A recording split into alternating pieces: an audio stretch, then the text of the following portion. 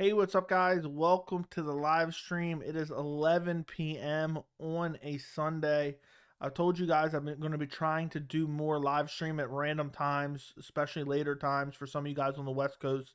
It's 11 p.m. Eastern time, so I think that's 8 o'clock East or West Coast time right now. So I hope you guys are all doing well. Not a lot of MMA stuff going on right now, but I'm sure, with everything coming up in 2022. I don't know how long I'm going to be on here, but I'm sure there is a bunch of stuff that we can come up with to talk about. I recently did a video about Tony Ferguson. We can talk about that. I think he will be fighting Michael Chandler.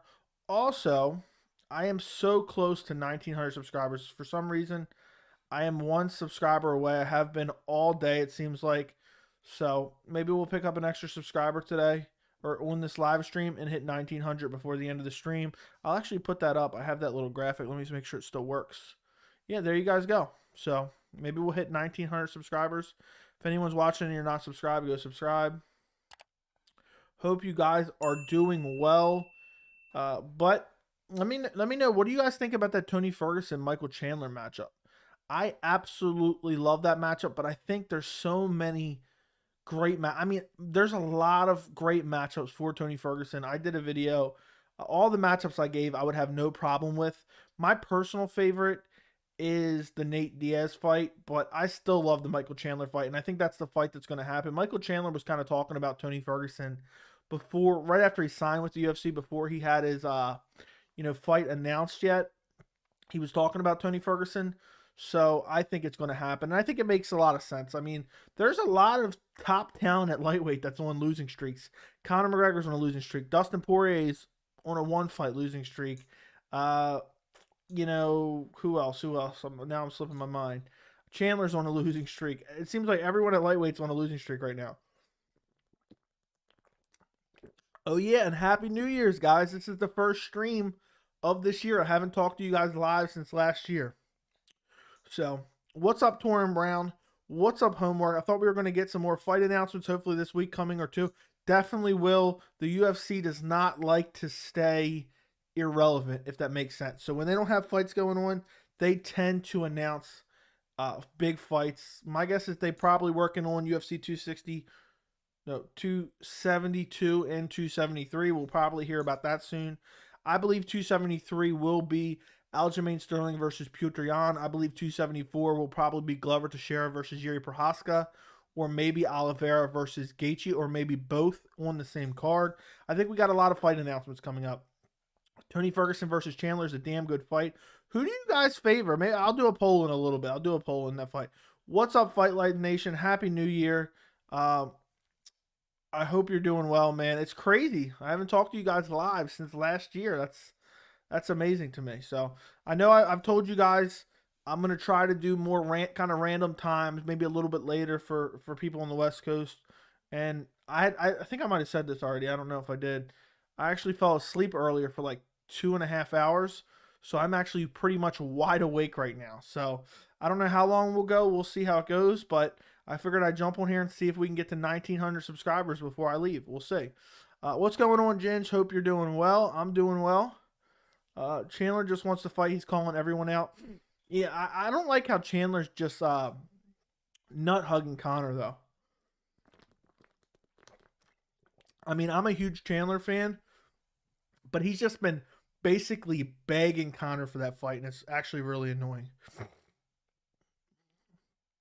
Chandler claims he's going to beat Ferguson bell to bell. I doubt that. I think Chandler can beat Ferguson, but Chandler fades. He tries to get too crazy early on. He starts to fade in the fights. We've seen it happen time and time again in Bellator. And, Tony Ferguson, we know what his cardio is like. Now, we know Tony Ferguson's defensive wrestling needs work.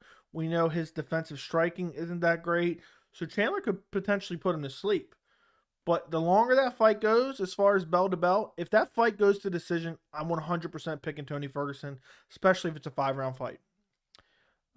What's up, T-Block? Hope you're doing well. I will, Ginge. I will. Hopefully I get it. I haven't ordered it yet. I'm going to see if I can get a discount on it. If they do make Tony Ferguson versus Michael Chandler, it should be a 5-rounder. I was thinking ESPN Plus card with no fans of the Apex. I was thinking an ESPN card. They can make it a main event of one of the ESPN cards they do on big ESPN on the cable network. I think it'll still be on ESPN Plus as well. But I mean, Ferguson versus Chandler is going to draw a lot of people, and it's going to be an exciting fight for sure. I have to be honest. I hate the Chandler fight for Tony. I think he needs a stylistic, friendly fight.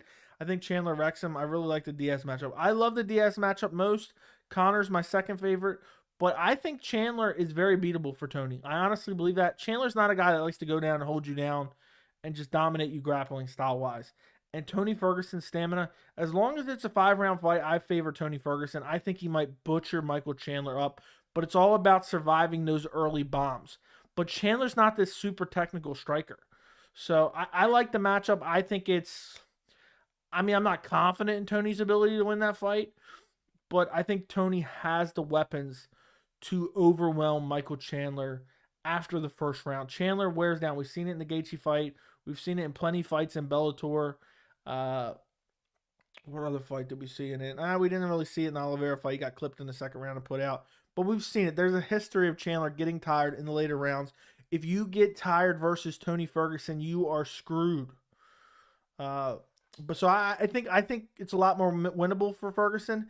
And also, I really believe that people are shitting on Tony Ferguson too much. I think Tony Ferguson's skills have not regressed at all.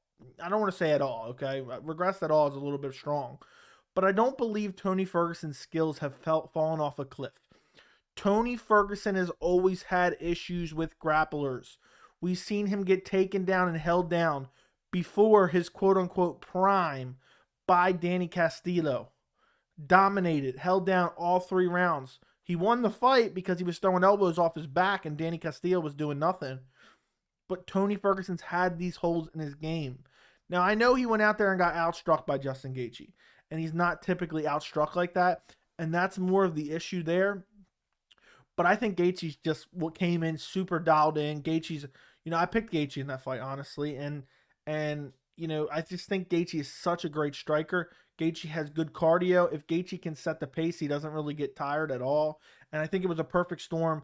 But the Beneil Dariush fights, the Charles Oliveira fights, I just think it's Tony's defensive issues that he's just not able to stuff the takedown. And that's been around forever.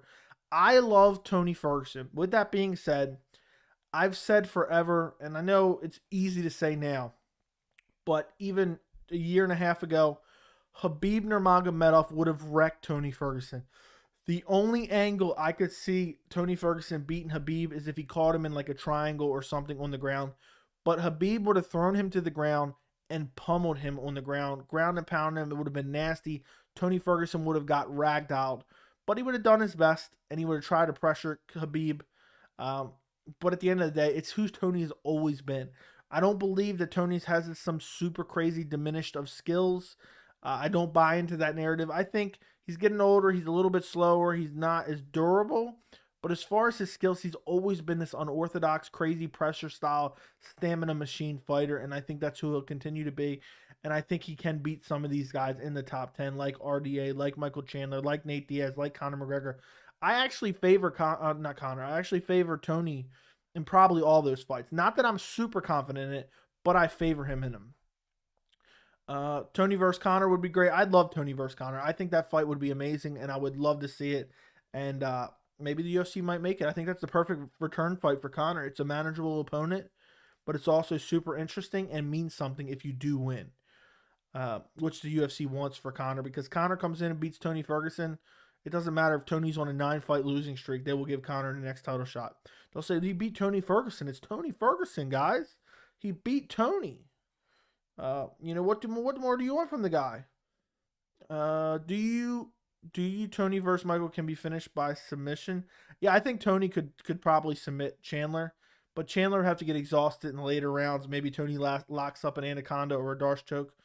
Ferguson versus Chandler would be on the pay-per-view. Both guys making a healthy amount of money. Yeah, but it could be a main event of the ESPN card as well, I think. I feel like Chandler keeps on trying to give the fans exciting fights instead of fighting smart. Yeah, but that's kind of always been his style. He's never fought super intelligently. He's gone out there to knock you out early. That's just always been his style. I don't know. Chandler has a very specific set of skills. And it's, I mean, it's really not a good game plan for Chandler to go out there and try to outbox somebody, or, you know, it's like, what is he going to do? Out grapple him and submit him? It's like he's a guy that wants to go out there and finish you early, if not drag you into a crazy war where you get more exhausted than he does and he wins a decision. I feel like that's always been his style, and I don't feel like he can hang back and win a decision. I just don't think his skill sets are, going to make that happen. I really don't. I don't think he can go down. I don't think Michael Chandler can go out there with a Khabib style game plan where he's going to take you down for 4 rounds and beat you up and eventually submit you.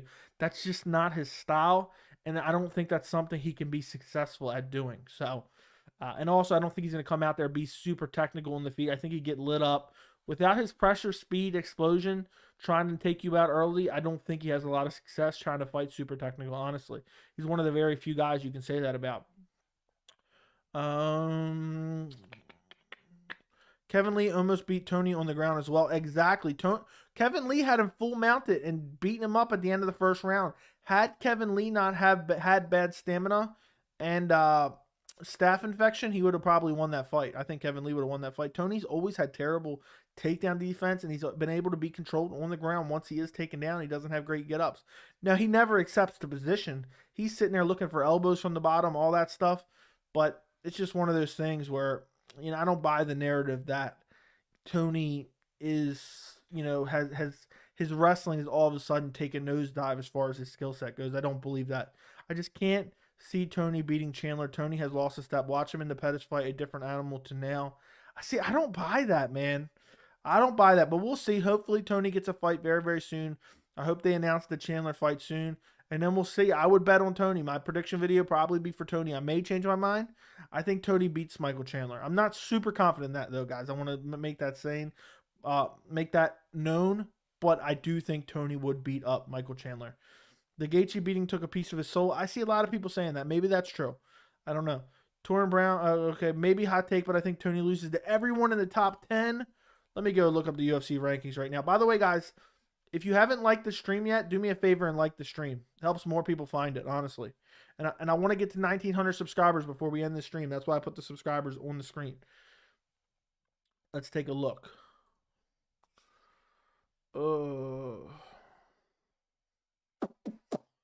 Okay. Tony, does he lose to Dustin Poirier?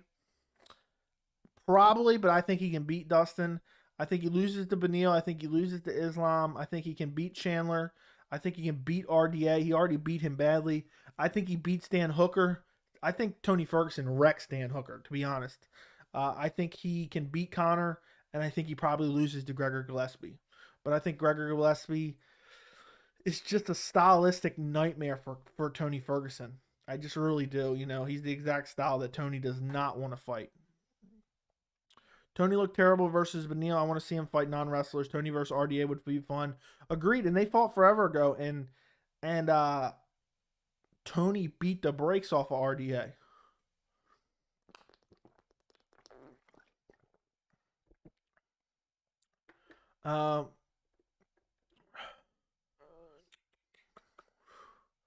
RDA is a heavy wrestler, and he's not going to win that. He's going to win that. I think he beats RDA.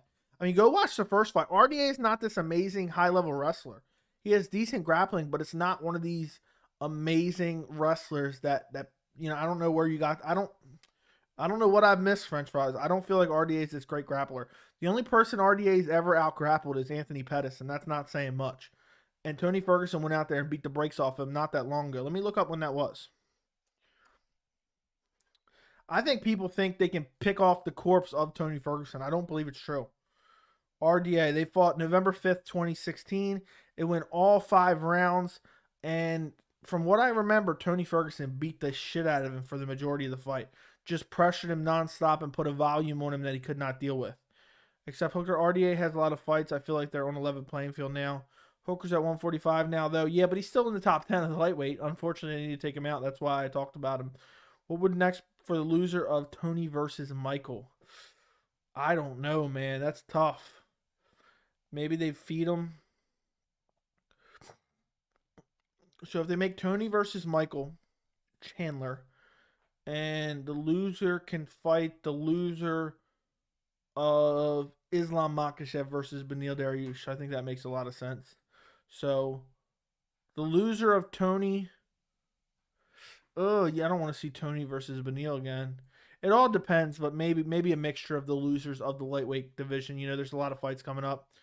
Okay, I believe Chandler will beat Ferguson to the punch on his feet. He's faster, more powerful, in my opinion. Yeah, but Ferguson has unbelievable pressure. Guys, I don't think guys realize how unbelievable Tony Ferguson's pressure is, and it's a lot to put on a guy. And Chandler gasses out quite a bit. It's shown throughout his entire career. Conor doesn't want that smoke with Ferguson, never has. I hope they make that fight. I think that fight is likely to be made as well. Do you think Amanda Nunes could beat any male featherweights? If not, could she beat any bantamweights or flyweights if she was allowed to weigh 145? That's a tough question, dude. I have no featherweight. I'm gonna say no, at least not in the top 15. Bantamweight, I am going to say. Now I'm gonna say no, man. I'm gonna say no. It's hard to think about maybe the 125ers, but I doubt it, man. The way she looked in that Pena fight, it's hard to pick her against anyone, even in the women's division right now. Um, People said the same thing about Derek Lewis in the Ngannou fight, but Derek Lewis always fights like that, and Ngannou was just a better fighter. I'm not sure 100% what we're talking about there. Maybe I forgot that quick. It all depends on what Tony has left. He's taken some beatings even in his wins. He's pushing 40. I think he might be able to snag a win against a top 10, though. I think he can. I'm a believer in Tony Ferguson. And the second I've changed my mind and I think you guys are right, I will let you know for sure. Tony has dropped off massive amounts to what he was 18 months ago. I can see him losing to anyone possibly in the top 15. I can't believe you guys have fallen off the Tony train that quickly. Look who he's lost to, guys. Justin Gaethje, number one contender right now. Charles Oliveira, the best lightweight in the world. And Beneil Dariush, one fight away from a title. Come on, guys. Cut this man some slack. He's not going to be the champ. He's not going to be the champ. No doubt about that. But to act like he's not fighting the best in the world, I mean, come on.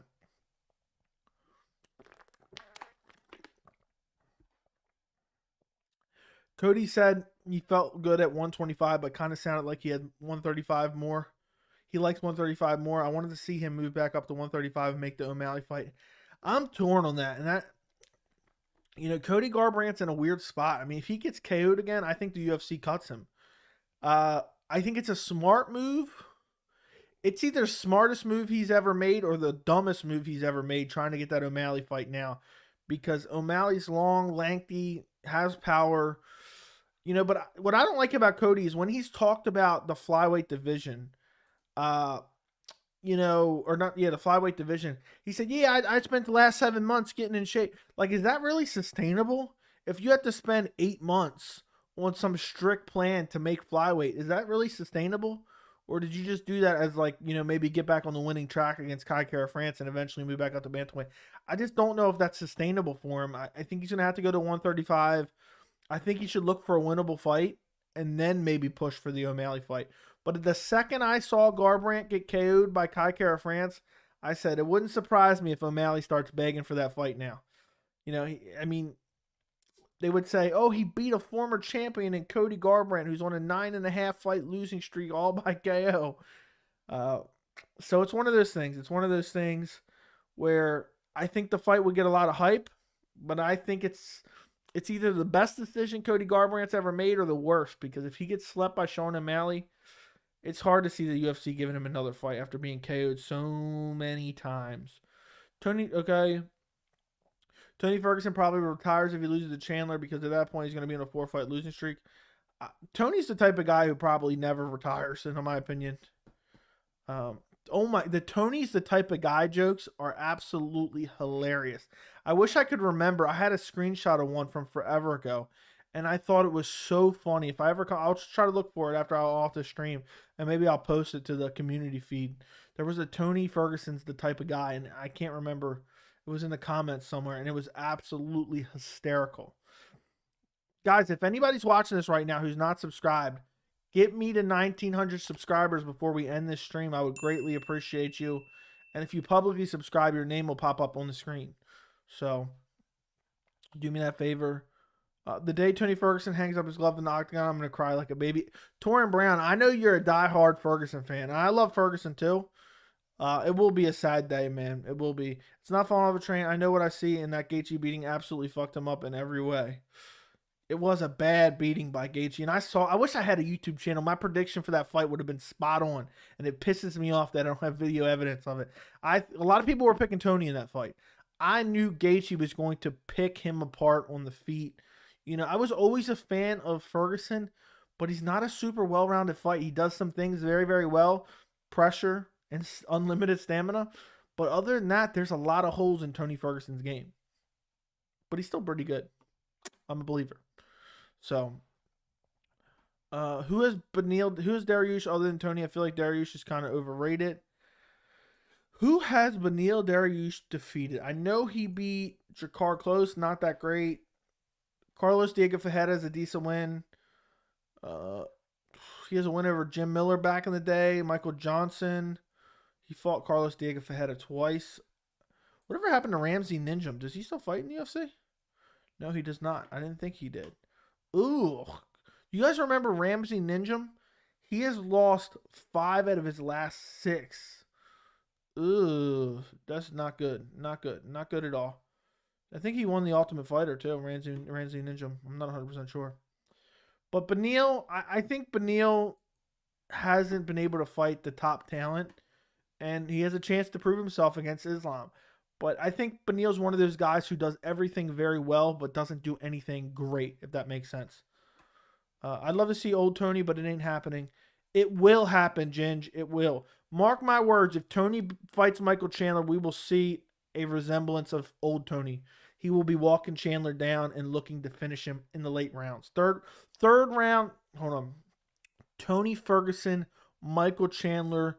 Tony Ferguson wins via third round TKO. He just walks Chandler down, piecing him up with combinations. Chandler's exhausted. His back is up against the cage. And standing TKO for Tony Ferguson in the third round. That's my prediction. Mark it down. We'll come back to the stream. Remember this random Tony Ferguson, Michael Chandler stream. 11:24. Is it bad to think Hamzat could beat Usman and Izzy within a month of each other if he fought them next month?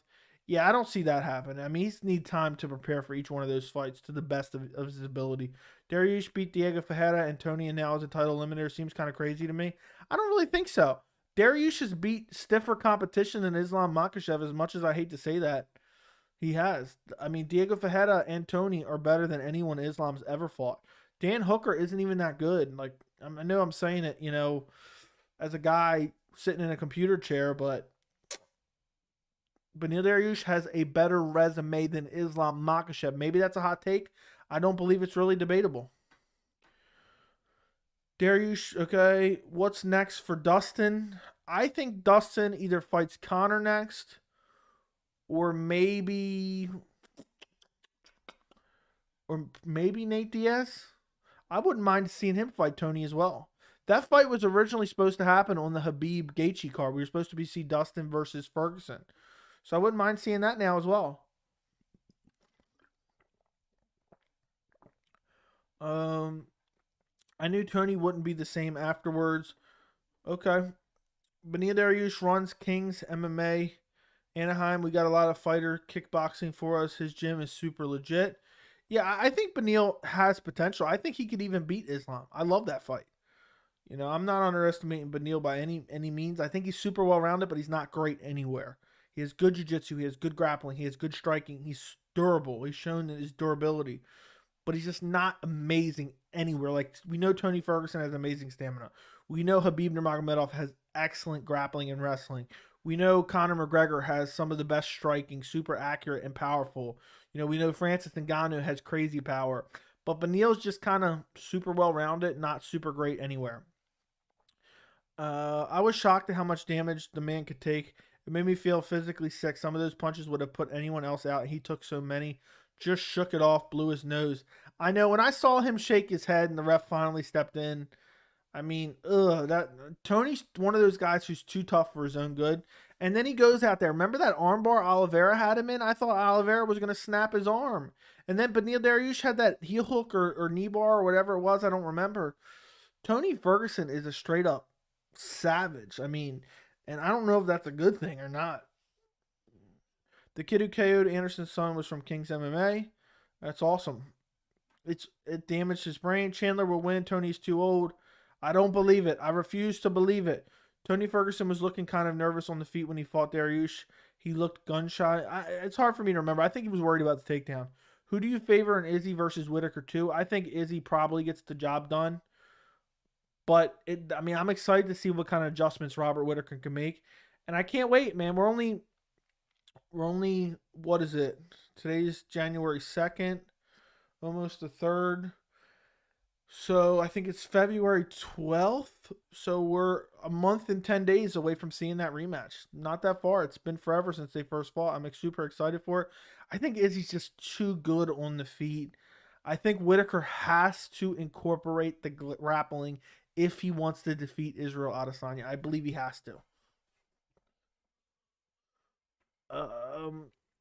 Tony Ferguson isn't human.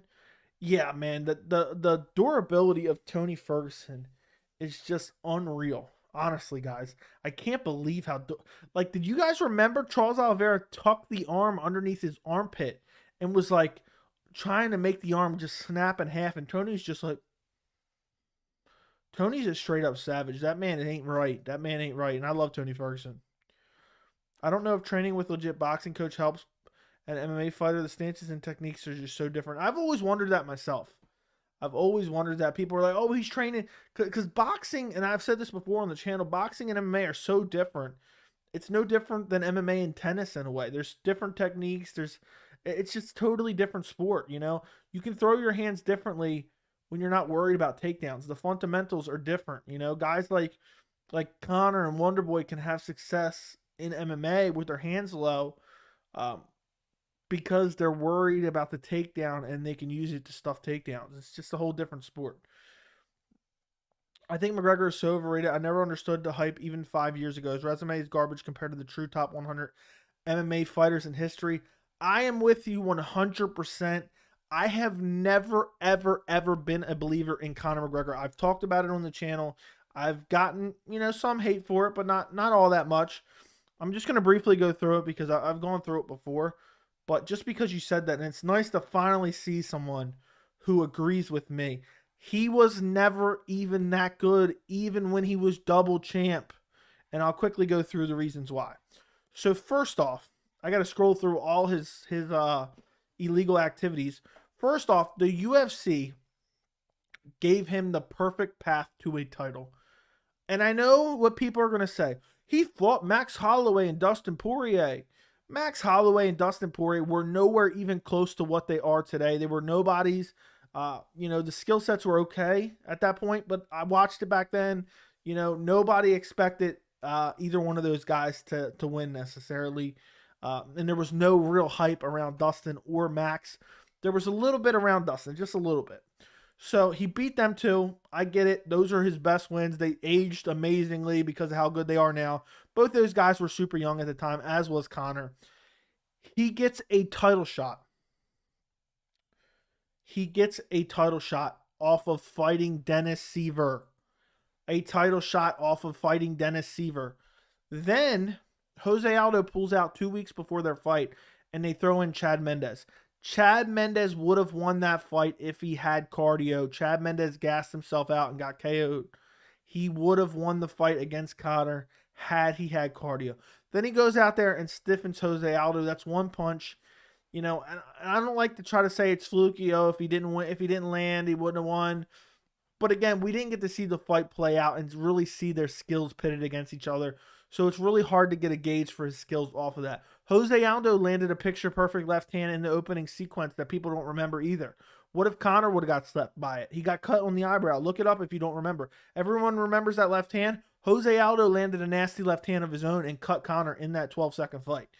Then he goes on to lose to Nate Diaz, which I predicted to a T. I predicted Nate Diaz, and I was so confident that Nate Diaz was going to beat him that I had one of my buddies bet like $200 on it, and he won like $1,200. Again, I can't prove that. It is what it is. You guys can think I'm lying. Then he gets the rematch with Nate Diaz. He lost again, in my opinion. The decision was terrible. I rewatched it like 3 months ago. Still aged terribly. Nate Diaz should have got the decision. Then he goes out there and defeats Eddie Alvarez. And there's really nothing I can say about this performance. Great performance against Eddie Alvarez. There's really nothing I can say. Phenomenal. He outstruck Eddie. Eddie fought like shit. And was not unable to really initiate any takedowns or clinch battles with Conor, and Conor just pieced him up on the feet. Then he gets dominated by Khabib Nurmagomedov. Then he beats Donald Cerrone, who's on like a 28-fight losing streak at this point. Then he loses to Dustin twice. I mean, that resume is not that good. People need to stop acting like this guy is so great just because he got 2 titles that he never defended. He never, ever defended a title. I don't even think Conor deserves to be in the Hall of Fame, but they'll put him in there. I mean, what's he done? He's never defended a belt. He's never defended a belt. He has one win since 2016, and it's against Cowboy Cerrone. Come on now. This guy gets way too much praise, and it's annoying. And it's not even because I'm a hater. I'm just giving my honest opinion. Tony Ferguson isn't human. Agreed. Definitely too tough for his own good. No quit in him. Agreed. Michael Chandler would kill Tony. He's too damn strong. He looks like a welterweight. I disagree. I don't even understand why Dariush fought Tony Ferguson the way he did. Boring fight. He fought to win. What's up? Keep out. Hope you're doing well. I'd love to see Colby versus Poirier, but Colby at number 2. I don't know how likely that is. I think it's possible. Boxing and MMA are similar, both combat sports. Okay. McGregor's overrated, but he's still one of the best in the world. His resume wasn't terrible. Outside of his fight to earn the 145 title, he has wins over Max, Dustin, Mendez, and Aldo. We just went through that. We just went through. Oh, I guess your message was from earlier, but dude, the Dustin and Holloway wins mean absolutely nothing. They were nowhere near the fighters they are today. You know, that's like saying Joe Duffy's one of the best in the world because he beat Conor McGregor way back when. So I really believe that you can put no stock into the Dustin or Max wins. Otherwise, you know, let me just pull this up just to be sure. Otherwise, I think Joe Duffy is one of the best in the world as well because he defeated Conor McGregor back in 2010. It means nothing. Does Joe Duffy belong in the UFC Hall of Fame as well, or does he belong to go down as one of the greats because he defeated Conor back in 2010? I don't think it means nothing. The Mendez win, Mendez would have won that fight had it not been on short notice. The Aldo fight and the Alvarez fights are his best wins and his only 2 credible wins. Or not credible, but the only 2 wins that are like, wow, great wins, in my opinion. He's overrated as hell. Francis said he wants to try boxing before he retires. You think he'd be any good? Hell no. It's 2 totally different sports. I don't watch boxing all that much, but the way I see Francis Ngannou's wild hands, he would probably be like a Deontay Wilder. You know, he just has crazy, wild, winging power punches. Conor McGregor was only really good at beating up babies at featherweight. Once he got up there with the big boys, he could do nothing. I agree. Yeah. Max was like 21. It's literally the same comparison as saying Joe Duffy's one of the greatest. You know, it's just, I hate the MMA media uses that argument. He beat Dustin and Max. You know, there's plenty of guys that you can look up and say, oh my God, they beat so-and-so. Let me give you another one. Here. Cub Swanson. Respect Cub Swanson. He's a veteran. He's, you know, been vital to the sport. He's had career longevity. He just recently got a huge win over Darren Elkins. He has wins over Charles Oliveira and Dustin Poirier. Now, that's a little bit different because Charles Oliveira and Dustin Poirier weren't like, I mean, Charles Oliveira was probably really young. Let's see. 10 years ago, 2012, so really that was 10 years ago. So yeah, he beat Charles Oliveira. Cub Swanson beat Charles Oliveira when he was 22, and he beat Dustin Poirier in 2013. So that's 7, 8, 9 years ago. 9 years ago. So Dustin was 23. So do we want to induct Cub Swanson into the Hall of Fame too? I know it's a little bit different because they were a little bit older, I think. But it's just, you can do this with any fighter. You can cherry pick losses or wins early in their career and say, oh, what a great win that was. I'm sure there's ones we're not even thinking of right now. His only good win are Aldo and Mendez. I don't think the Mendez win even counts. Mendez came in off the couch on a couple days' notice, had no stamina, was not training, was filming a hunting show out in the wilderness in like a tent. And he flew in and fought Conor on like 4 days' notice. Everyone has puncher's chance. I would say Conor will win 8, 10 times, but the way he beat Aldo gave him undeserved hype. Agreed. He's unbelievably overrated. 28 fight losing streak. Conor beat Max with a torn ACL, but he tore it in like the 3rd round, I think. I might be wrong on that though. It might have been the 2nd or 1st. I think it was later in the fight, but I get it, man. I get it. Conor's maybe top 300 MMA fighter in history. I don't know, man. I have no idea. I can't rank him that far out. I think Ferguson has a good chance to beat Conor now, though. He would be surprised if he got knocked out, but if he fights smart, he would drown Conor. I would favor Tony, but it would not surprise me if Conor starts Tony in the 1st round. The best thing Conor has done for the sport in UFC is bring up the paydays. Joe Duffy is a Hall of Famer. Stop slandering the man's name. Also forgot about Eddie Alvarez. My bad. I completely disagree with saying you can't put stock in the wins versus Max and Dustin. Yes, both guys were very young, but so was Conor. But they were nowhere near the skill level they are at now. I don't get it. I don't get it. I really don't. I don't understand that logic. I mean, we see that argument all the time, just with different fighters in general. But how can we put stock into what guy? There's guys who are terrible early in their career that come up and become some of the best ever. There's guys that just look like straight up trash and make adjustments and continue training and look way better. There was no hype around Max or Dustin. Their skill level was nowhere close to what it is today. I just don't know how you can say, well, he beat Max and Dustin. Well, how big were those wins when they happened? They didn't matter when they happened. The Dustin, a little bit. But, even if you look at them, let's take a look real quick. Let me take a look at this. Let me take a look at this. At the time he beat Dustin, at the time he beat Max, let's start with Max, so he fought Max first. At the time he beat Max, 2013, Max Holloway is 30 now, so 2013 would have been 8 years ago. Max Holloway was 22 years old. 22 years old. When he lost to Conor, his best win was Leonard Garcia. His best win was Leonard Garcia when he lost to Conor. He was on a losing streak. Max Holloway lost to Dennis Bermudez before he fought Conor. So is Dennis Bermudez one of the best in the world as well? Now let's look up Dustin. Dustin, I feel like, was in a little bit better spot at the point in time that they fought. A little bit better spot.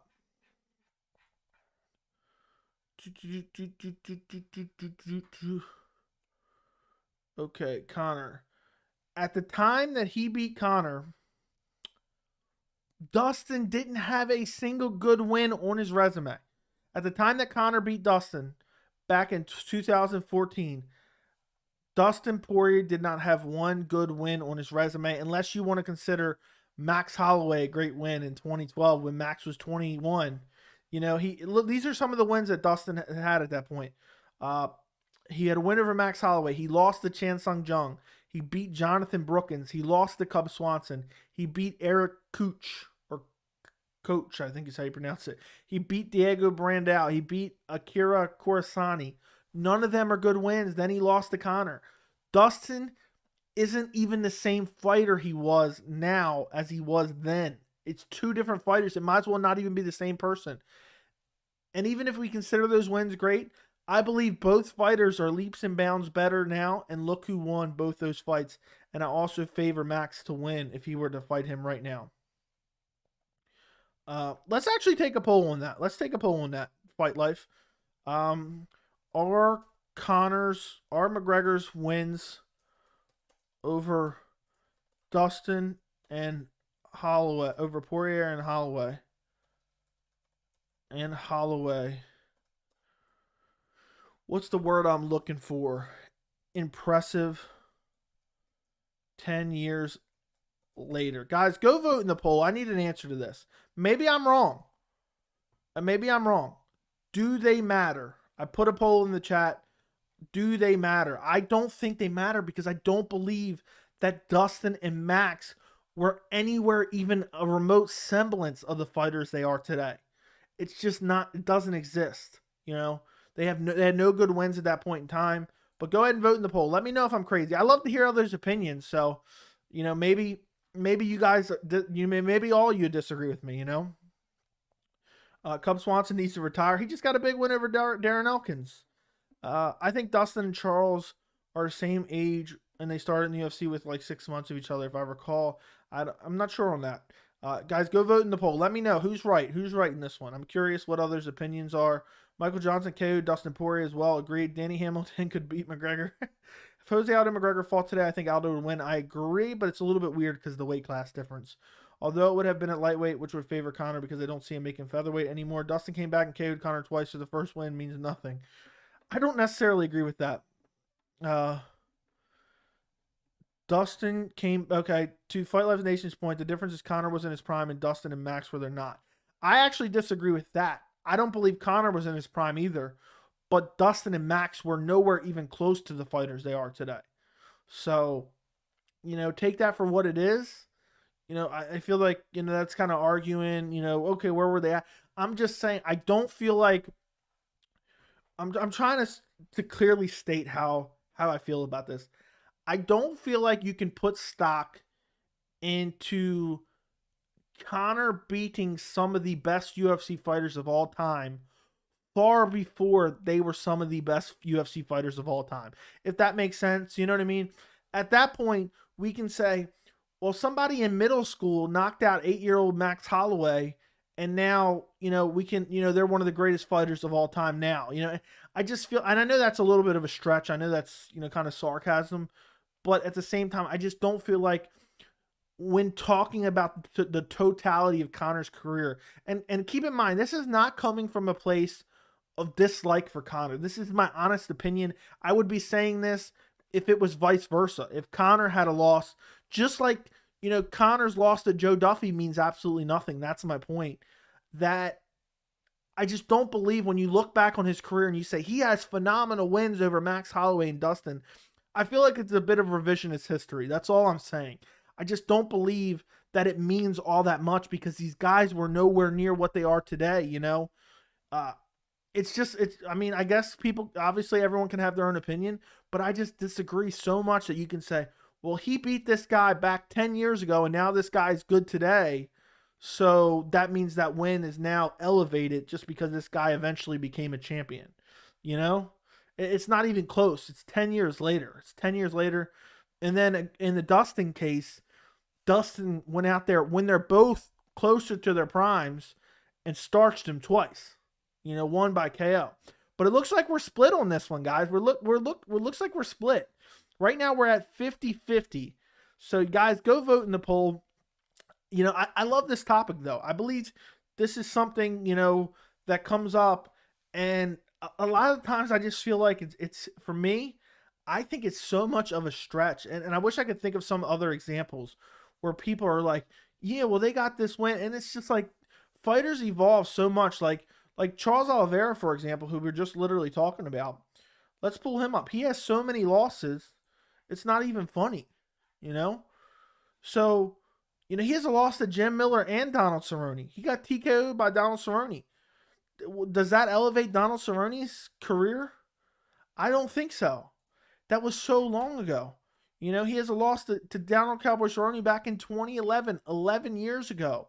Doesn't mean anything in the totality of what you can say about Cowboy Cerrone's career. Oh, he beat Charles Oliveira, the champion. Charles Oliveira wasn't even the same guy back in 2011. Not even close. Not even close. Now, if, let's say the same thing happened, okay?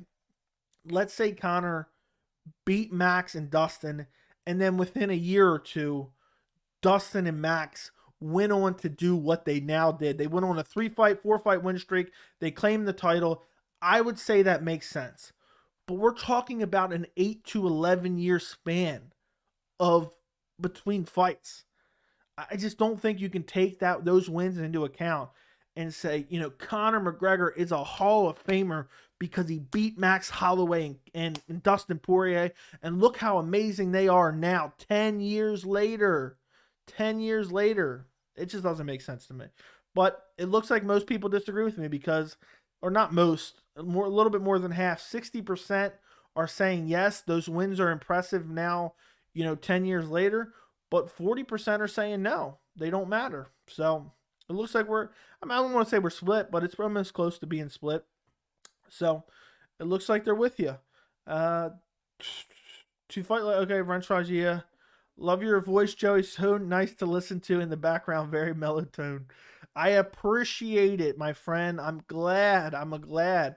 I hope there's some YouTubers I put on, and I have YouTube Premium, so I lock my phone screen, and I'll sit it next to my bed and listen to as much as I can while I fall asleep. So if I can be one of those voices to you while you got your phone chilling on the nightstand and you're enjoying listening to the MMA content as you fall asleep or as you just chill and relax, that is the best compliment you can ever offer me. Thank you so much, my friend. Dennis Bermudez, featherweight goat. This is a fun conversation. Hold on. Now I'm lost. I've been slacking on reading the chat, so now I'm lost. If you guys want to go vote in the poll before I end it, I'll leave it up for a little bit longer. Conor beat Max in 2013. I like how my comment started this whole ass tangent. Oh, man. Yeah, man, we talk about everything on here. I try to give you guys, even if you guys aren't going to necessarily agree with me, I try to explain in detail exactly where I'm coming from. And even if at the end, after I give all my points, you disagree with me still, at least you can see, okay, I understand his thought process. It's not like I'm just making this shit up off the top of my head and saying, no, I disagree with you, just to disagree. Jonathan Brookins is a top tier win. He looks okay. Nate made more money in that fight against Conor than his whole career. Max and Dustin are now millionaires because of Conor. Okay. The only one that Conor has meaning is Eddie. Conor at 145 is Jake Paul fighting at 190 while Tyron Woodley forced to be 170. The only win that Conor has that means anything is Eddie. Conor at 45. Oh, I see what you're saying. Yeah, I agree. I'm with you. I'm just trying to think of the reason you say to make you say Cooch again. Yeah, I think it's Eric Koch, actually, to be honest. And I think he got cut from the UFC for like beating someone up or something like that outside the thing. Dustin was ranked like number 5. Yes, it's impressive. Not as impressive as lightweight though, because Dustin was very drained. He was ranked number 5 back then? I don't see how that was possible. I really don't agree with that. I mean, I guess maybe you're right. I'll have to fact check you, but again, and I said the Dustin win back then was a little bit more impressive than the Max win. The Max win means absolutely nothing. Absolutely nothing. The Max win means, almost about as much as the Cowboy Cerrone win. So that's the way I feel. Guys, help me get to 1,900 subscribers. If anyone's watching this who's not subscribed, go subscribe right this very second so I can get rid of this little counter on the stream. If you have any questions, throw them in the chat. As you can see, one little question, we can spiral on a 30-minute tangent. So Bilal Muhammad versus Hamzat needs to happen. Bilal is calling him out. I think that's the fight to make. It's a winnable fight for Hamzat. It's a fun fight. It's a top-ranked opponent. And if he beats Bilal, there's an argument to be made that he can get the next title shot. And that's what the UFC wants. Max is not a millionaire because of Conor. Max is one of the best featherweights of all time. Spot-on analysis. They're impressive in context. I don't think any of them were in their prime. I agree he didn't beat 2017 Max, but he still beat a good prospect while he was also a prospect. Ugh. I guess, man. I mean, I don't know. I don't feel like, what I'm trying to say is, at the time that they happened, people were not all that impressed by it. It's not like they were saying, oh my God, I can't believe Conor just beat Max Holloway. Max Holloway was basically an unknown at that point, had no solid wins. And I just feel like people use it to prop up the Conor McGregor lore. And it drives me nuts. That's the reason I'm even talking about it. Because a lot of these MMA media who nut hug Conor McGregor and these Conor McGregor fanboys use the Max Holloway win from 74 years ago to prop up Conor McGregor's, case to be one of the greatest of all times. And he revolutionized the UFC and just that type of stuff. And I just feel like it's disingenuous. And I feel like it's a terrible argument. And, I get it meant something at the time. Either way, you got to win. But we have to stop. I feel like people make it seem like he beat Max Holloway and Dustin Poirier in their primes, and they were nowhere even close to their primes. And for all we know, they were no better than I'm trying to think of the worst fighter I can think of. For all we know, Max Holloway was no better than CM Punk back then. Obviously, that's a bit of an exaggeration, but you get my point. Conor beating Max and Dustin is kind of like Larry Bird beating MJ early in his career. It means nothing. How much is debatable? Okay. It's like me. It's like me at 20 years old dunking on Michael Jordan when he was like 4, and then claiming down the road, I'm the GOAT. I'm the GOAT. But I think it's more or less what a lot of media members spin it to be that drives me nuts. It's not even the mentioning of it that drives me nuts. It's just they act like the way they prop it up as if Conor beat Max and Dustin in their primes that drive me nuts. And that's not what Fight Life was suggesting. So I think it's more of that's what my argument is kind of aimed at. So it looks like 65% agree with Fight Life, 35% agree with me.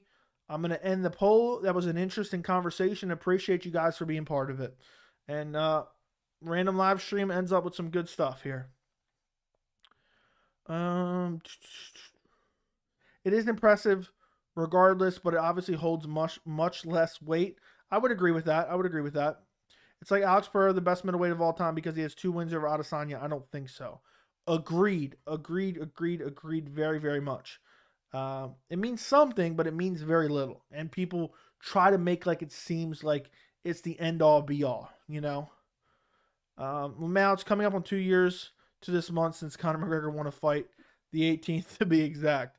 Yeah, and he hasn't won a fight at lightweight since 2016. Miesha Tate, who retired in 2016, has the same amount of wins as Conor McGregor. Oh my goodness, it just jumped all the way down. Hold on. Now I'm losing my spot in the chat. Okay, here we go. It's okay. Conor needs to fight Tony Ferguson. Tony needs a red panty night. I love it. Obviously, the fact that he can sell tickets is why he got the title shot so soon. Agreed. Nate had more wins before he fought Conor and made very little money until the Conor fight. Yeah, I mean, Dana didn't treat Nate as a star. I think his star power improved with the win. Wait up, Joey. Post Conor fight, didn't Max go on a crazy win streak? Let's see. Maybe he did. Yes, he did. But he fought bums. So he fought Conor in August of 2013. He didn't fight a legit fighter until April of 2015. So 2.5 years later, he beat Cub Swanson. Then he beat Charles Oliveira. That win doesn't really mean much in retrospect. Then he beat Jeremy Stevens. Then he beat Ricardo Lamas. Then he beat Anthony Pettis for the title. So I get what you're saying, but still, it's not like Max went on in the following 2 years. 2 years later would be August of 2015.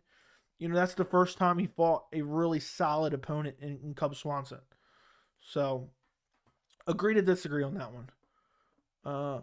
Conor should be in the Hall of Fame, not for the talent, but the entertainment he provided and put more of a spotlight on the sport. Agreed 100%. Joey, people suck on Islam cheered so hard for that Armin win when he was a baby and with over a week's notice, Dan Hooker without a camp, basically. I agreed. A very similar situation is going on with Islam Makhachev. Now, where I disagree is, I'm trying to think of how I articulate this. Conor McGregor's, on his way up and Islam's on his way up are very similar in the fact that they haven't beaten anyone to really prove a whole lot, but people are very high on him. Where I differ is I see the potential of Islam. It's just my personal opinion. In my opinion on Conor, I saw that he was a good fighter, but I just didn't see the extreme crazy potential that people thought he had. Islam definitely needs a Beneil Dariush win to really legitimize himself. I think Islam, anyone that can stuff the takedown against Islam has a very good chance to whoop his ass on the feet. If Justin Gaethje can stuff the takedown of Islam Makhachev, he would whoop his ass. But I don't know if he can stuff the takedown. I don't think he'd be able to, and I think Islam would take him down. But people are crazy about Islam. Thank you for posting all the emojis. Appreciate you, man. Thank you for being a member. Conor changed the money in the game for the UFC All Fighters Media, the YouTube channels, Double Champ Pay, and made millions out of that many fighters today. I don't know if he made millions out of many fighters, but maybe. Thought on the Hunt situation. I haven't seen too much. Apparently, he sued the UFC, and now the judge is saying that Mark Hunt owes him money back. Uh, I think it's kind of sad. I think Mark Hunt has just been really pissed off at the UFC, and they did kind of do him dirty with the Brock Lesnar. They waived the testing period, and it's kind of gave Brock an unfair advantage. And they probably should have paid Mark Hunt extra money just because of it. It was a dirty look, but it does kind of suck. And Mark Hunt's probably broke at this point, and it just sucks because Mark Hunt was one of my favorite guys to watch. Amanda Nunes lost to Kat Zingano. Does that make her the women's MMA GOAT? I think that win means more. I think Kat Zingano beating Amanda Nunes way back when means more than Conor beating Dustin or Max. And I know I have to say this, and I know some of you guys won't believe this. This is genuinely my opinion. I'm not saying this out of a place of bias or hate of Conor. It's just what I think. I don't think those wins mean very much, Just like I don't think Joe Duffy's win over Conor McGregor means anything. Same thing. Even if I love Joe Duffy, I'd be saying the same exact thing.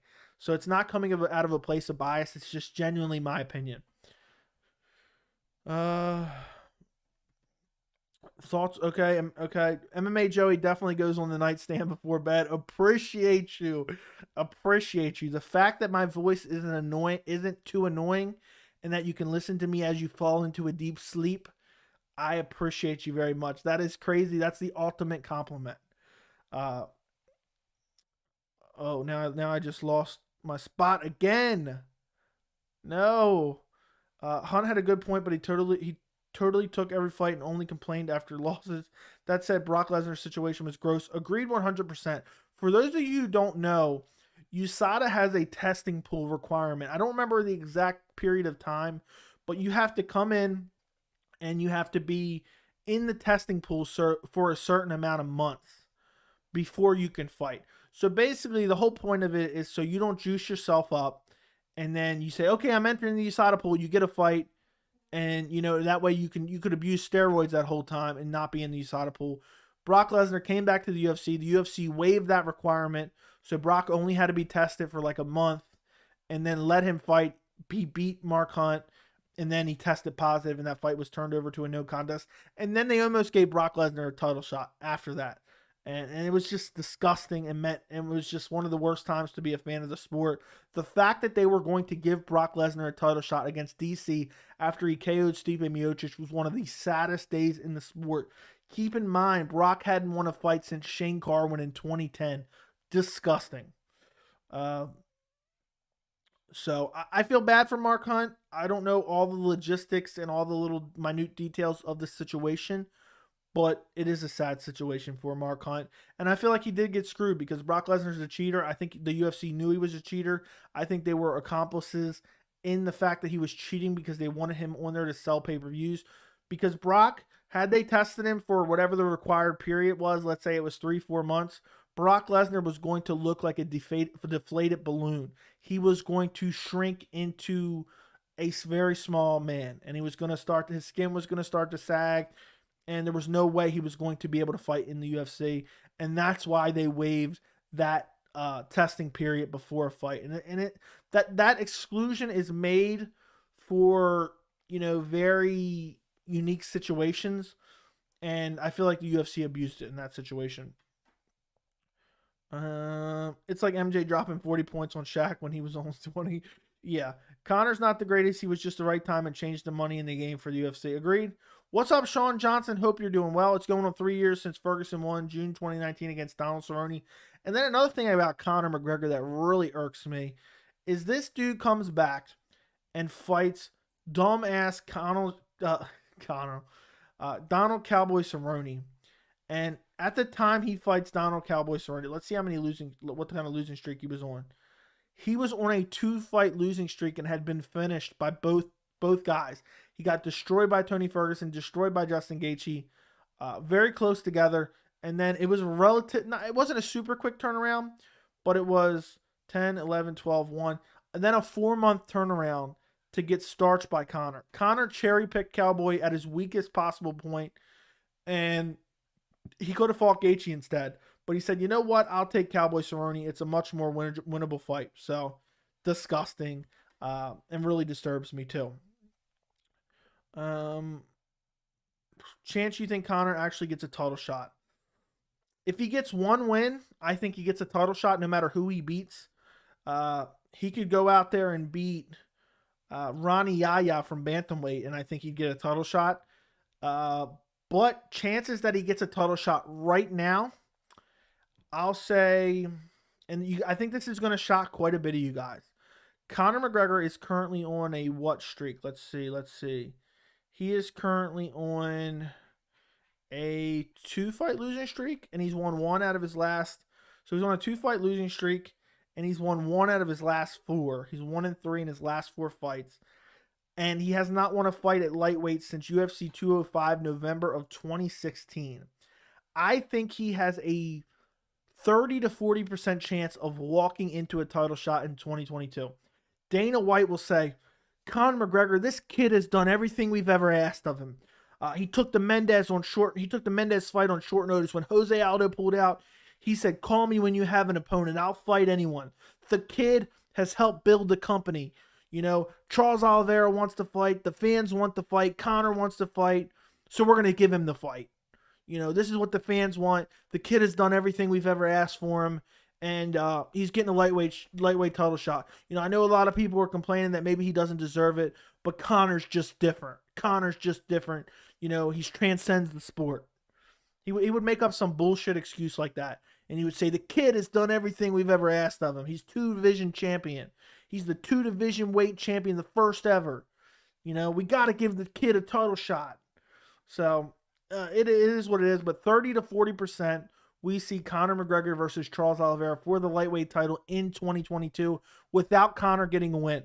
Now, if Conor gets a win over anybody, whether it be Cowboy Cerrone again, whether it be Tony Ferguson, whether it be Nate Diaz, whether it be Ronnie Yaya, whether it be CM Punk, if he gets one win in the UFC, I don't even care if it's at welterweight, middleweight, light heavyweight, bantamweight, flyweight, whatever. One win, 100% chance he gets a title shot. No doubt in my mind, it's not up for debate. If he gets one win, he will be fighting for the belt in 2022, 100%. If O'Malley has the same level of success as McGregor, do you think he would be an even bigger prick than Conor? Probably not. I mean, O'Malley, I find him annoying, a little bit annoying, but he's almost does it from a place of trolling, you know, so which I kind of get it, where I think Conor just snorts coke and he's just a straight up asshole, you know, so I think there's a big difference between there, but who knows? Money changes people. Sean Omalley blows up to be one of the biggest MMA stars ever. Stuff could change, you know. I'm shocked by that poll, for real. Yeah, I mean, I expected about 50-50, so I'm not super shocked. But I made my case the best I could, and it is what it is. Not all of us are going to agree on everything. And the best part about this channel and these live streams is when we disagree, you know what we don't have to do? We don't have to shout the word casual at each other. I hate that about the MMA community. If you disagree with each other, you're a casual, bro. You don't know what you're talking about. You're a casual. Made it. What's up, Niles? Hope you're doing well. By the way, guys, if you have not liked this stream yet, go and like the stream right this very second. Click the thumbs up button. By the way, I just realized we have 1,902 subscribers.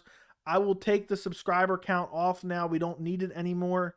If anyone wants to support the channel and wants to become a member of the channel, the link is in the description. We got loyalty badges, custom emojis, and we have a members-only Discord chat where you can message me directly. And I'm always posting behind-the-scenes content on the Discord. I'll post any funny comments I get. I'll post what videos I'm working on. And I'll post a bunch of different my MMA, UFC memorabilia on there. So if you guys want to become a member, use the link in the description. It doesn't cost very much. It's just a way to support the channel. And I'm always looking for ways to add benefits to it. So is Tony versus Chandler official? Would have liked to see Ferguson versus Hooker if Hooker stayed at lightweight. Hooker's moving to featherweight. Tony versus Chandler is not official yet, but I believe it will happen. And it will happen in March or April. I haven't looked into the facts of the Hunt case. I just remember when he was calling out the UFC because his opponents kept popping after his fight. What was the reason for Hunt owing the UFC?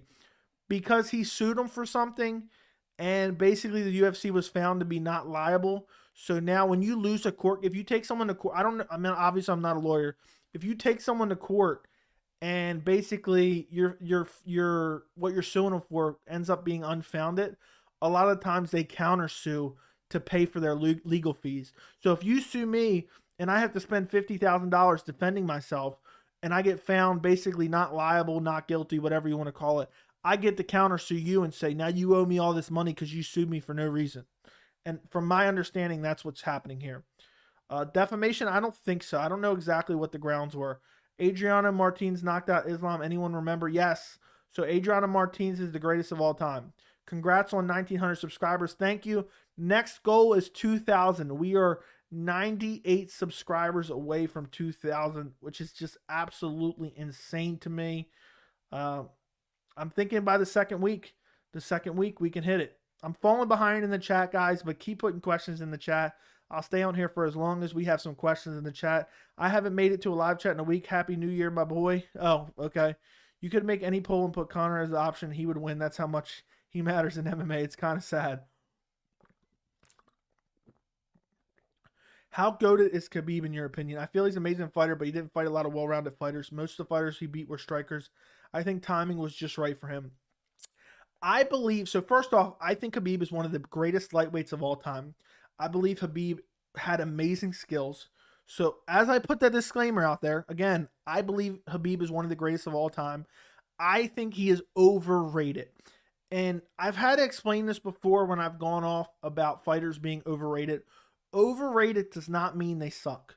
It just means they are artificially, their skill level is artificially inflated by the media or the fans. Khabib Nurmagomedov is a great fighter, but people act like because he went 29-0, he's some godlike figure. And it's just, I mean, it just doesn't stand true. You look at his record, and again, he's one of the greatest lightweights of all time, if not the greatest lightweight of all time. You know, he fought a lot of bums. He padded his record for years. That's not his fault. A lot of guys do that. When he got to the UFC, he got a questionable decision win over Gleison Tibau. Other than that, Abel Trujillo, not a great win. I know people blew it up at the time. The Pat Healy win isn't that good.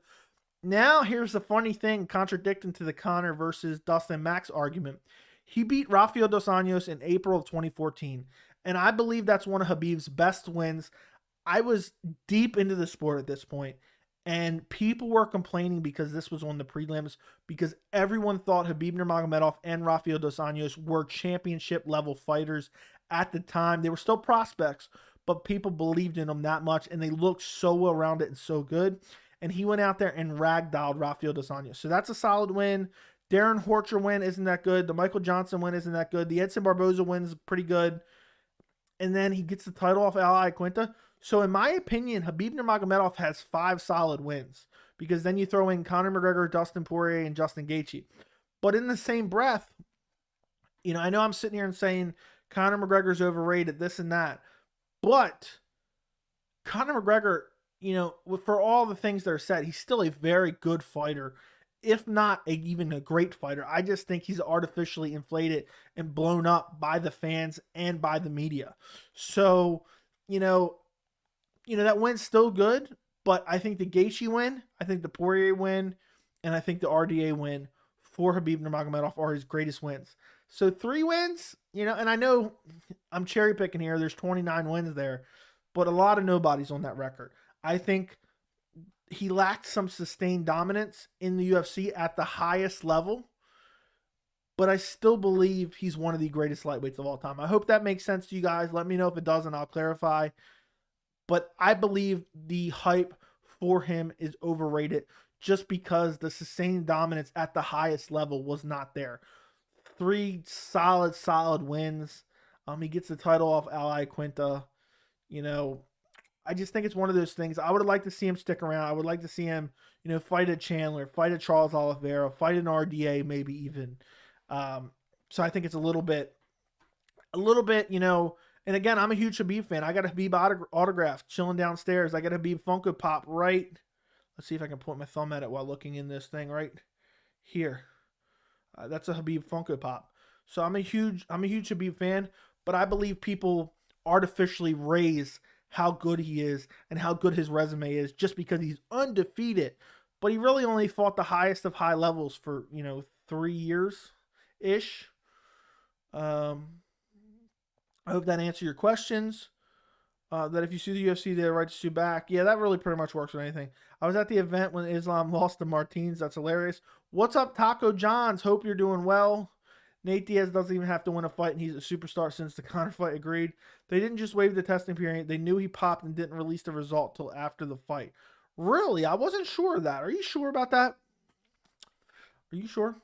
1900, thanks to Taco Johns. Did that pop up in the thing? Did I miss that? Because I have my computer muted, I think.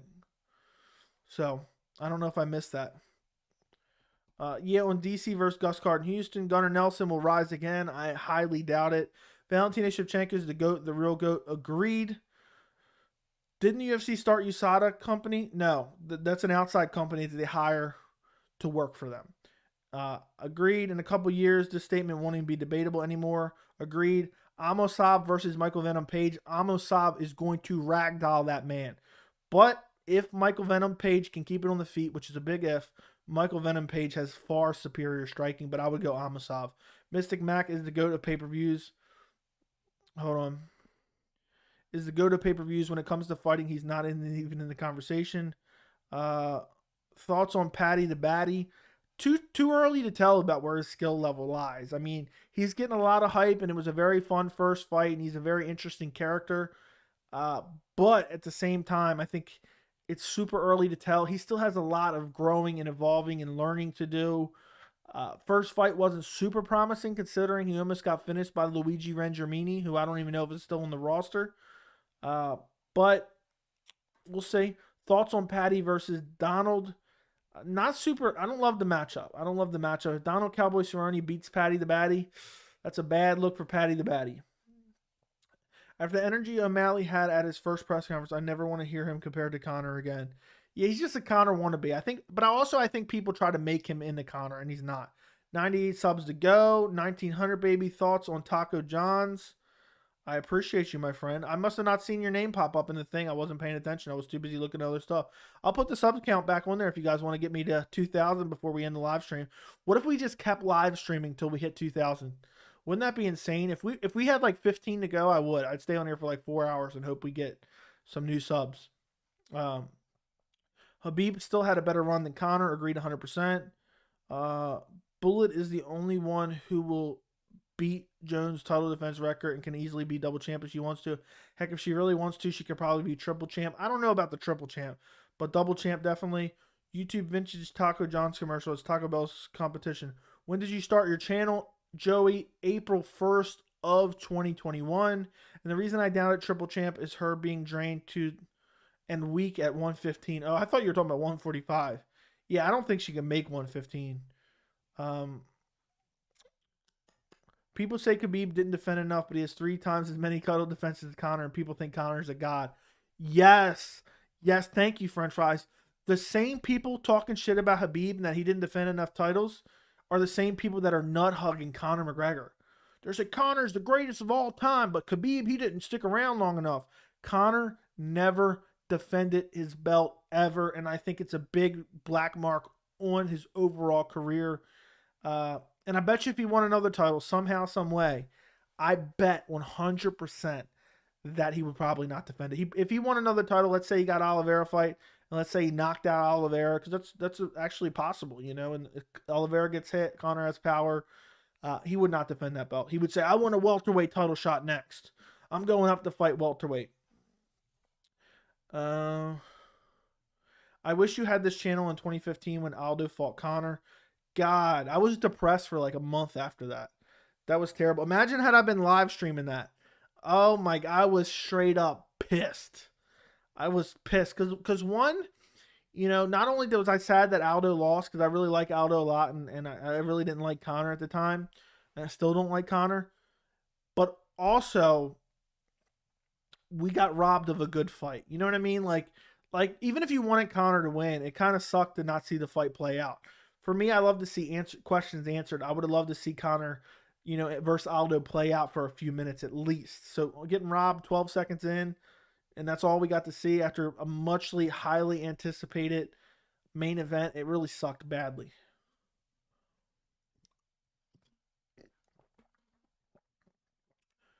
I have no idea about Ali, my friend. How many more losses will it take for Sam Alvey to get cut? 27. Khabib seen on camel mat training. Okay. Val winning title at 145 would be beyond insane. Yeah, I wonder what she would look like at 145. Um, I mean, technically, Conor is the GOAT. He beat Dustin and Max Holloway and Jose Aldo. Okay. Do you think Aldo can become bantamweight champion? Uh, do you think Aldo can become bantamweight champion? I'm going to unfortunately have to say no. I don't think Jose Aldo can become bantamweight champion. And it's not because I don't think Aldo's great. I think Aldo's one of the best bantamweights in the world. I think there's a chance he could beat TJ Dillashaw. I picked him to beat Rob Font. But I just think Piotr Jan is just too damn good, man. I don't think Jose Aldo can beat him. He has to stop him early, and I just don't see that happening. I think Jose Aldo may be the second best bantamweight in the world, though. Um, Anyone who puts Conor in the GOAT debate is ridiculous. Agreed 100%. But the MMA media and the MMA Conor fanboys do it all the time. All the time. Aldo versus Lewis? What? What are we even talking about, Taco Johns?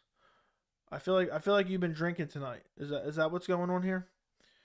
But yeah, Jose Aldo is without a doubt one of the greatest of all time, regardless of weight class. For me, what matters in the greatest of all time conversation is sustained dominance. You know, Jose Aldo. Let me just pull him up real quick. This guy has been around for ages. You know, and he's still not that old. You look at him. Let me pull up his resume real quick. This guy has been fighting since 2004. So 2004 was 18 years ago. He's been fighting since he was 17 years old. Aldo's only 35 right now. Look at the sustained dominance. He lost one fight all the way up until 2015 when he lost to Conor. Then he beat Frankie. Then he lost to Max Holloway twice. He had his moments early in those fights. Then he beat Jeremy Stephens and Nato Moicano, TKO'd them both, great wins. Then he lost to Alexander Volkanovski by decision. Then he lost to Marlon Moraes by split decision, which most people thought he won. And then he lost to Piotr Jan. So look at those losses. I mean, in the UFC alone, Conor McGregor, 2 to Max Holloway, Alexander Volkanovski, and Piotr Jan. And I kind of ignore that Marlon Moraes loss because I really don't believe he lost that fight. I thought that was a terrible decision. So to only have your losses to Conor McGregor, Max Holloway, and Volkanovski, Piotr Jan, I think that is a damn good, few losses to have. And you look at how many wins he has, 31 wins in his career, wins over Rob Font in his prime, one of the best bantamweights in the world, wins over Pedro Munoz, one of the best bantamweights in the world, and he looked so dialed in that fight, win over Marlon Vera, tough prospect, tough fight for him, goes out there and beats him. The Piotr Jan fight, while he got destroyed in the end via TKO, he was winning some exchanges earlier in the fight. He looked excellent, absolutely excellent in that fight. As the fight went on, Piotr Jan made those fine-tuned adjustments and ended up beating the living shit out of Jose Aldo, and the referee should have been arrested for not stopping the fight sooner. I'm still disgusted by that Jose Aldo Piotr Jan stoppage. But either way, these are not bad losses to have. And then look at the wins. Prime Chad Mendes, that second fight at UFC 179 was incredible. Ricardo Lamas, decent win. Chan Sung Jung, great win. Frankie Edgar, arguably in his prime, great win. Chad Mendes by KO. A little bit, not Chad Mendes wasn't in his prime at that point. Kenny Florian, Mark Hominick. The Mark Hominick fight was crazy. Jose Aldo gassed out late. Mark Hominick had that big hematoma on his head. The sustained dominance from Jose Aldo has just been absolutely incredible. Incredible. Jose Aldo is one of the greatest of all times. I don't think it's up for debate. Aldo could win the title. Yan is the problem, but it's not impossible for Aldo to beat him. Agreed, but in my opinion, I don't think he beats him. I think it's just fun to hate on Conor. He's not my favorite, but his run to the title to pick up 2 belts is pretty high up there in the list of greats. Yeah, but his run to the title included beating Dennis Seaver to get a title shot. But it is definitely fun to hate on Conor. But my opinions aren't based on my dislike for him, which I openly say I dislike him. My opinions are based in just the facts and what I believe. I look at his resume. It's not like I'm making up stuff, and then I give my opinion on that. I would give Aldo a 30-35% chance of beating Jan. I would go a little bit less. For me, I'd give him about a 15 to 20% chance of beating Jan. He would have to stop him early or really hurt him bad early. It's Strickland, my friend. What are you saying? Aldo is the real legend for sure. Aldo has been fighting over half his life professionally, which is crazy. Remember when Aldo mutilated Uriah Faber's legs? I still remember those pictures of his legs being purple. Purple. I hope Frankie Edgar retires soon. Yeah, man, that brutal front kick was nasty from Marlon Vera. Honestly, I would favor Jan for sure, but Aldo can beat him. He has hurt him good, and we'll see how Jan reacts, even though Jan seems very durable. I think it's possible. I don't think it's out of the realm of possibility, but I would not suspect it happening. If Volk beats Max again, Giga, he's got to be in the GOAT conversation, no doubt. 100% agree with you, French fries. What do you think of the RDA Fiziev matchup? Is that official yet, or is that just still being speculated? Either way, I absolutely love that matchup. Rafael versus Rafael. The legend, the former title holder, and Rafael Dos Anjos versus the up-and-coming prospect, Rafael Fiziev. And it's on one of my live streams earlier in the channel. Somebody asked me, which prospects am I really looking forward to this year? And my answer, or it was something like, which prospects do you see as future title holders that aren't really known all that much? This was very early on. This was like first 2-3 months of my channel. And one of my answers was Rafael Fiziev. 100%. That was one of my answers. It's on the channel somewhere in a live stream. If someone wants to go look for it, they can, but I'll have to find it one day. That was my answer. I think Rafael Fiziev has legitimate title hope one day. Remember Pablo Garza versus Dustin. Garza's from my hometown in North Dakota. That's awesome. McGregor was just great at 145. He's way bigger than most featherweights. After that, he did absolutely nothing besides beating Alvarez for the title. Agreed. He lost to Nate Diaz twice. Nate Diaz is a journeyman. And the Chad Mendes win would have been a loss had Chad Mendes had a full camp. The more I think about it, I think Ngannou will land big. I'm with you on that one. Who is next for hold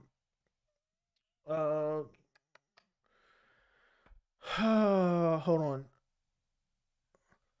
Who is next for O'Malley? I think it may be Cody Garbrandt, but I think it makes the most sense to do a Dominic Cruz fight. That's what I want to see. Some people are wanting the Marlon Vera rematch, but we'll see. Gregor Gillespie versus Chandler makes a lot of sense so we can have Tony Ferguson. I think Chandler beats Gregor Gillespie, KOs him in the first round. Does anyone remember the Frankie Edgar Gray Manor fights? If not, you can't be a hardcore MMA fan. Yes, you can, because you could have not been around for the era, but yes, I do. I remember Gray Maynard hurting him bad early in two of those fights, I think. I'll never forget the one, I think it was the trilogy fight, where he finished him in the fourth round up against the fence. Google image the Pablo versus Dustin Williams pick. Do you see a logo that says red pepper? Hold on a second, my friend. Who wins, Brad Riddell or Conor 3-round bout? I think Conor probably sleeps him early. Pablo versus Dustin.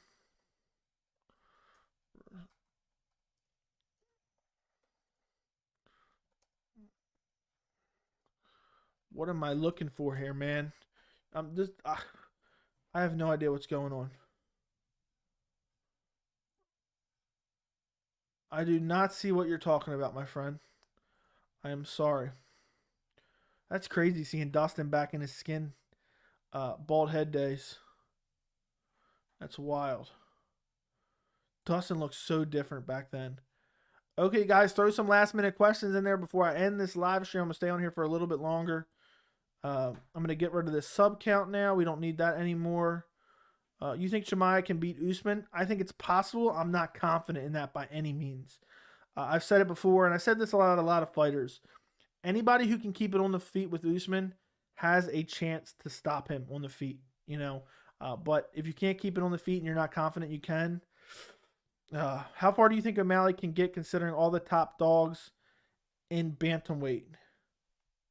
That's logo. that this place is called Red Pepper. It says Red Pepper. Okay. Imagine Chimaev, Ragdales, Colby, and Usman in back-to-back would be crazy. That would be wild. Who should Paulo Costa fight next? Someone asked me that recently. And it's hard to say because there's talk about him moving to light heavyweight. I would like to see him against Luke Rockhold, maybe. Luke Rockhold's supposed to going to be returning. But other than that, I wouldn't mind seeing him against a Dominic Reyes or a Volkan Ozdemir at light heavyweight. So there you go. Okay, Dustin looked like a P-star back then. What do you think about Mateusz Gamrot? Very interesting prospect, very high on him. Can't wait to see his next few fights. I made a video about who should Mateusz Gamrot fight next. It's on the channel if you want to check it out. But I think he has a bright future, and I'm just curious to see how he does against one of these guys closer to the top 10. I'd like to see him against a guy like Gregor Gillespie even. The UFC is going to make Tony Ferguson versus Conor McGregor. I hope Costa versus Johnny Walker is the fight to make. I want to see Johnny Walker versus Jamal Hill. Do you think the UFC is trying to hold back some welterweights or there are problems in negotiations? I don't know, man. The welterweight division has always been annoying. None of the contenders want to fight each other. That's my favorite restaurant from the hometown. They ship their sauces. If you have a P.O. box, let me know. That's my favorite restaurant from hometown. They ship their sauces. If you have a P.O. box, let me know, man. What are you trying to say? I'm confused. You're going to send me some hot sauce? Is that what you're saying? Or red pepper? Dustin looks like a skinhead back in his early days. Yeah. Imagine UFC on Nintendo 64. Okay. We had a weird chat tonight at 12:30 a.m. Eastern time. What do you think about Jones and Ngannou and Jones Gane? I am dying to see either one of those fights, and I think they will happen in 2022. Guys, real quick, throw any questions in the chat before I go. Make sure to like the chat. I want you guys, after I get off of here, I know some of you guys have already watched it, but this is one of my favorite videos I made recently, and there's some talk of Jones and Ngannou or Jones versus Gane in this video. So there is a video on my channel called, I just posted it recently, which UFC champions will lose their belt in 2022. I go over every single division and try to predict exactly what happens in 2022. I worked hard on this video. It was 25 minutes long. I posted it on, let's see, December 31st. So like 2 days ago. If you guys want to go check it out, it's on the channel right now. And I talk about that. Costas versus Santos would be sweet, although Santos is already scheduled for Ankalaev. Yeah, and I love that fight. Does Jones fight in 2022? 100%. You should open a P.O. box. You could do an unboxing video every once in a while. Oh, and just have people send me random shit. Next thing I'm going to know, I'm going to get anthrax in my P.O. box from Sean O'Malley, Caught Lover. Next month will be 2 years since Joan in the octagon. I know that's insane to me. Who would you pick in a matchup of Gane versus Jones and Jones versus Stipe? I'd pick Jones over Stipe. I'd be 50-50 on the Gane-Jones fight, but I'd probably go Gane. Would it be crazy if Bilal Muhammad is the one to beat Usman? I doubt it, but it'd be coming out of left field. Agreed 100%. All right, guys. So this was a random Sunday night live stream. It seemed like you guys enjoy it. I'll try to do more of these in the future. Thank you guys so much for joining me tonight. Do not forget to like the stream. Go check out that video. I'm going to post a link in the chat, but I don't know if it'll work. There's the link if you guys can see it in the chat. It might work for me. If you guys want to go watch the video, every champion who will lose their belt in the UFC in 2022. I worked hard on that video. Go check it out. Thank you guys for joining me tonight. Wednesday, 6 p.m. Eastern is the next time I will be streaming, unless something absolutely crazy happens and I end up streaming before then. But Wednesday, 6 p.m. Eastern time. Guys, join me back for the live stream. Thank you so much for joining me tonight. I appreciate every single one of you. Don't forget to like the video and enjoy the rest of your night.